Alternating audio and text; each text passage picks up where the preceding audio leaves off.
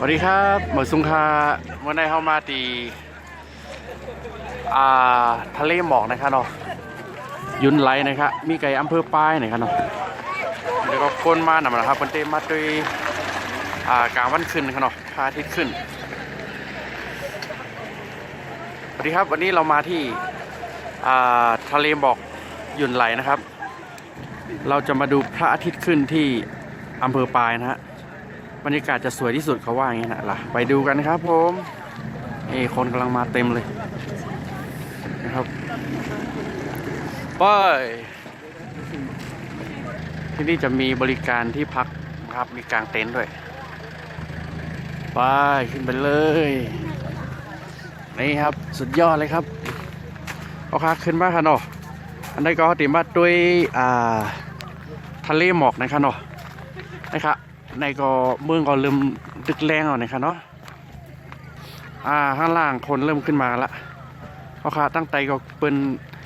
เริ่มขึ้นมาเนาะค่ะเนาะมาด้วยกลางวันคืนค่ะดูนะครับเริ่มมาแล้วบรรยากาศทะเลหมอกหยุ่นไหลนะครับเดี๋ยวเราไปดูบรรยากาศ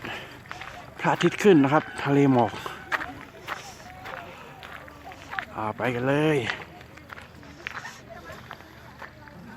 นี่เริ่มมาแล้วข้างล่างคืออำเภอปายแม่ฮ่องสอนนะครับอำเภอปายจังหวัดแม่ฮ่องสอน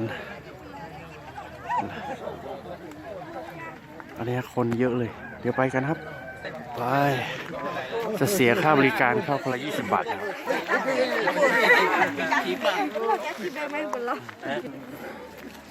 ข้างบนจะมีของขายนี่ตุ๊กตาญี่ปุ่นตุ๊กตาจีนนี่ครับข้างบนจะมีข้าวต้มขายด้วยนะฮะเดี๋ยวเราไปดูกัน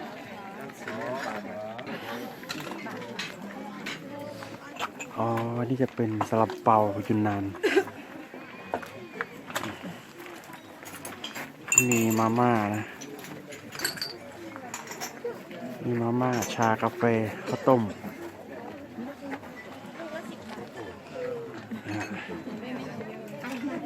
นี่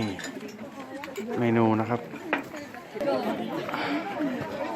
ราคาได้กระติมีข้าวต้มขายนะครับเราข้างหรือนี่ชากาแฟนี่หมดคนเริ่มมากันเยอะแล้วครับเดี๋ยวเราไปดูบรรยากาศกันข้างบนครับเลยนี่เริ่มมาแล้วบรรยากาศ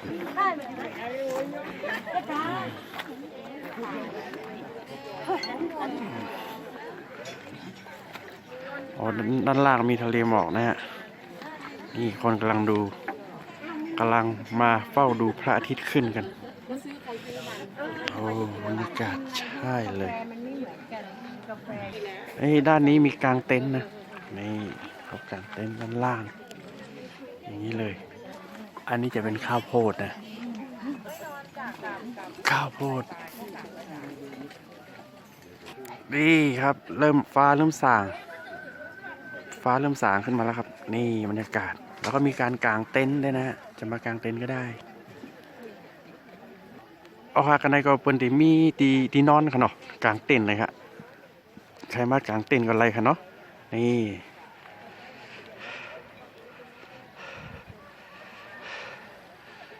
ถ้าเอาเต็นท์มาเองเขาจะเก็บค่าบริการเต็นท์ละ100 บาทเองนะแล้วก็ถ้าไม่มีเต็นท์ก็เรามาเช่าที่นี่ได้แล้วแต่เล็กใหญ่นะนี่โอ้โหบรรยากาศสุดยอดครับเดี๋ยวพระอาทิตย์ก็จะขึ้นแล้วนะฮะอันนี้คือบรรยากาศที่อำเภอปายนะฮะเราอยู่จุดสูงสุดที่นี่นะเยี่ยมเลยค่ะก็ด้วยทางตั้งหนึ่งครับคำให้กลางวันตึกขึ้นนะครับเนาะโอเค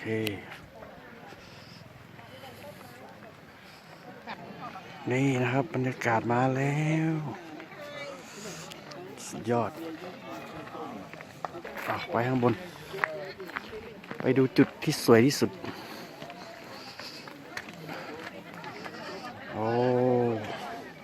คนเพียบเลย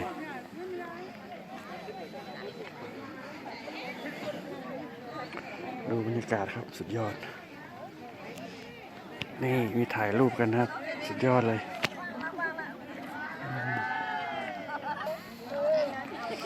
นี่นะคนเพียบ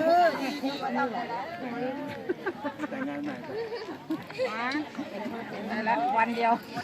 นี่ถ่ายรูปได้นี่ครับจุดเช็คอินตรงนี้นะครับเขาค่ะอันนี้ตีเพิ่นมาโปะปุ่งกันค่ะเนาะถอดห้างไทยห้างกันเลยค่ะนี่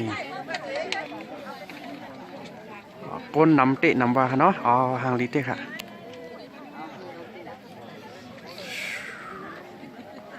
ว้าวอันนี้นี่คือพวกเราครับที่มาสุดยอดเลยมูไปใต้ตีแต่งงาน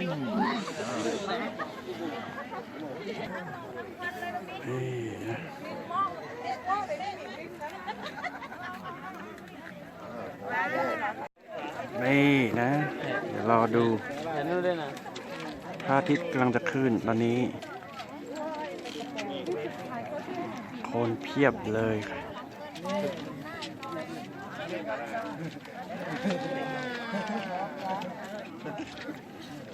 พระมาด้วย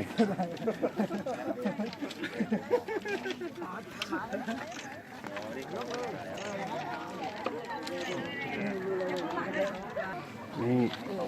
มีอาหารให้อาหารปลาด้วยนะครับโอ้สวยมากบ่อปลา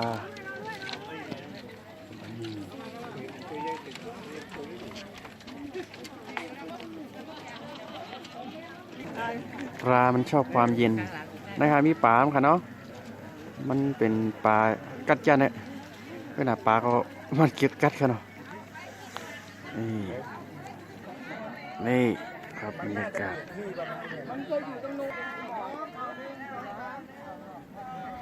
โอ้สุดยอดเลยบรรยากาศคนมาดูพระอาทิตย์ขึ้นนะครับสวยมากนี่ถ่ายรูปกันเยอะเลยนี่บรรยากาศมันเยี่ยมจริงๆนะ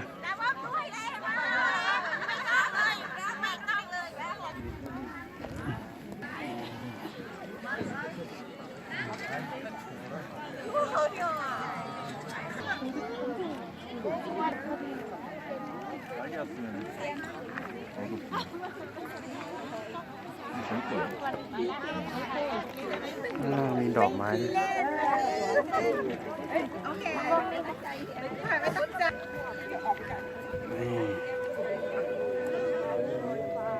มีข้าวต้มบริการ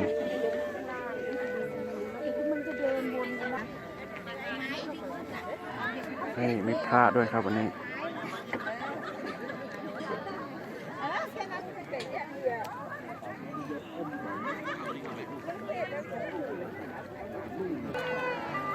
นี่มีข้าวต้มนะข้าวต้มเช้าแล้วครับเช้าแล้ว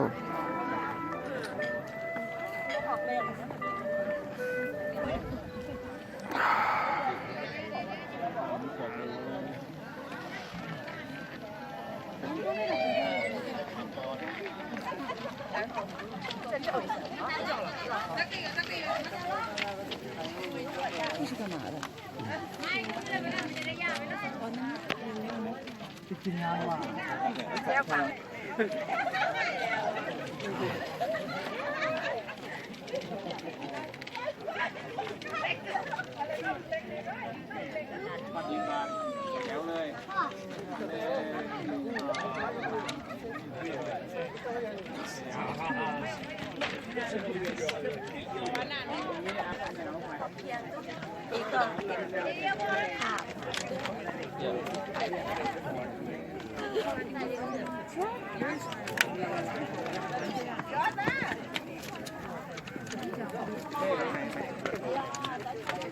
ครับนี่ตอนนี้พระอาทิตย์ขึ้นแล้วครับผมนี่ฮะสวยมากครับ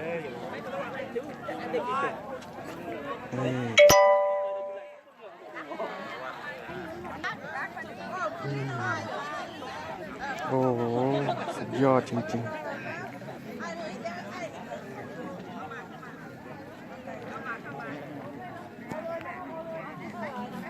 นี่ครับพระอาทิตย์ขึ้นแล้วครับ เห็นไหมครับ นี่สองคนน่ะสวยมาไปสองคนน่ะสวยสองคนน่ะสวยดี นี่แหละที่เขามาดูกัน นี่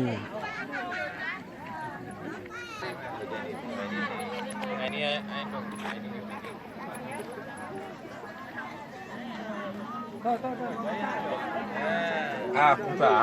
ข้าวต้มไข่